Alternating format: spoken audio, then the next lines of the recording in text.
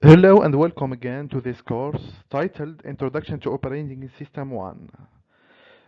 I am Mr. Saidi Abdessamad from the University of Tlemcen. This video will walk you through the essential of this course from core concept to practical labs. What is an operating system? An operating system or OS is the essential software that manage computer hardware and provide services for computer programs. It is the brain behind everything you do on your computer, smartphone, or servers. Popular examples include Linux, Windows, Android, and Mac OS. So, we have two questions here. What is an operating system and why Linux? To answer the first question, an operating system manages hardware, memory files, and user interaction. Every time you launch an app, browse the web, or store a file, it is the operating system at work. Examples: Windows, Linux, macOS, Android, and etc.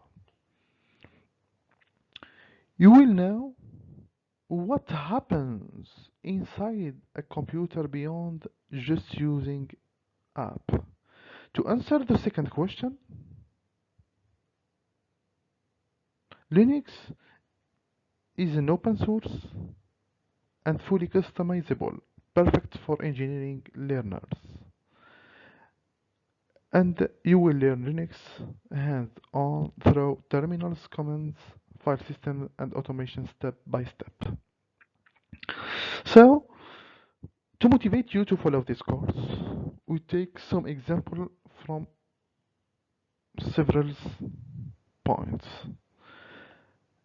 The first point is from real worlds. Relevance. Linux powers 96% of servers, 100% of supercomputers, and most of the cloud infrastructures. Moreover, Android, the most used mobile operating system, is based on Linux. For the career advantage, mastering Linux opens doors in cybersecurity, system administration, DevOps, and cloud computing, and AI, and embedded systems. For personal empowerment, learn to control your machine, not just use it. Move from clicking to commanding via the terminal. And the last point, from academic value, this course gives you practical skills that go beyond theory. Build confidence in scripting, system structure, and automation. I will conclude with this message. Linux is not just a tool, it is a mindset. And it starts here. Course practical lab content. We have 3 labs. The first one is Introduction to Linux. The second lab is Input and Output Redirection and Access Permissions. The last lab talk about symbolic and hard links and also the Inodes concept. So, in our first lab, we introduce the Linux environment. You will learn to recognize its directory structure, manage sessions, and execute basic shell commands.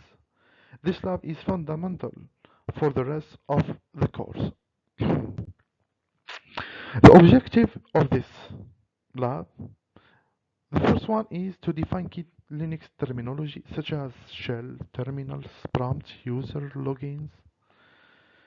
Recognize the Linux directory structure and major folders such as /bin, /etc, /home to distinguish between relative and absolute path, to configure Linux via a VirtualBox, user management and closing and logging a user session and change a password for a user, and we will run some Linux commands such as pwd cd in interactive mode. Lab 2 focuses on input and output redirection and file permissions. You will learn how to use pipes, redirect input and output, and set access rights for files and directories. This is essential for managing system security. The purpose of this practical lab is to define the key terms related to Linux streams. We have std in stream, std out stream, and std error stream. The learner will be able to redirect input and output and error stream to a file. Also, the learner will be able to combine multiple commands using the pipe concept. And also,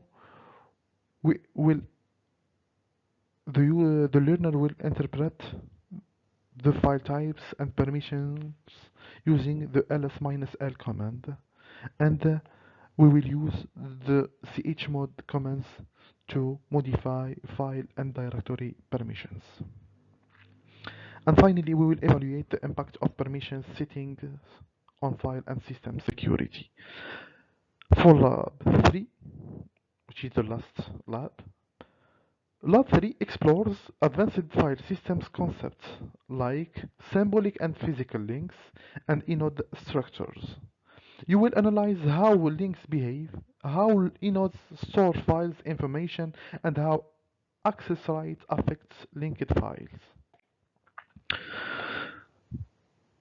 The purpose or the aim of this practical work is to define the key concepts, which are inodes, symbolic links, and physical links. Identify how different operations affect linked files, such as moving, deletion, permission chains, and so on. Use specific or appropriate commands, which are ln and ln-s, to create physical and symbolic links. Demonstrate the relation between linked files and their inode numbers, and analyze symbolic links, how they behave when the original file is removed or moved. And finally, we will explain the inode structure and predict the outcome of changing access rights on linked files and directories. Finally, what you will gain from this course and lab. At the end of this course, the learner will be able to define key operation system concepts, such as kernels, shell, file systems, user management. Describe the structure of the main components of Linux environment. Operate effectively within a Linux shell environment using basic and intermediate command. Demonstrate the use of input and output redirection and pipes. Interpret access rights and modify permissions.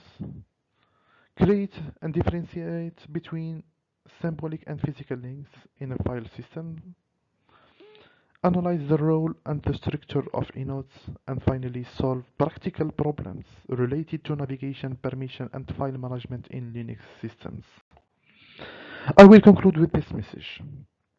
Mastering Linux means mastering control over your system, your skills, and your future. Thank you for your attention, and see you in the next video.